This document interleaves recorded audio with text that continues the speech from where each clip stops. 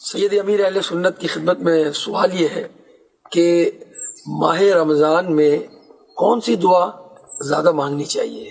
برائے کرم اس میں ہماری رہنمائی فرمائیے۔ وہ حدیث پاک ہے نا کہ جنت کا سوال اور جہنم سے پناہ، اس سے کوئی بھی مطلب یعنی کہ ایسا نہیں ہے جو اس چیز کا حاجت مند ہو، تو یوں اللہ پاک کی بارگاہ میں جنت کا سوال کرتا رہے اور جہنم سے پناہ مانگتا رہے۔ اسی طرح لا الہ الا اللہ کی کثرت اور استغفار کرنے کا بھی حدیث پاک۔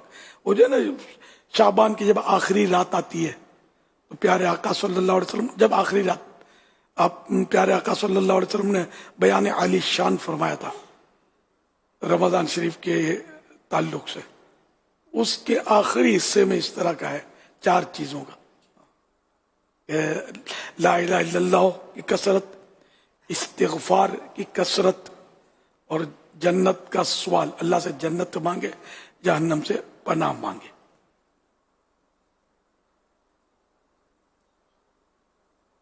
صلو علی الحبیب صلی اللہ علی محمد۔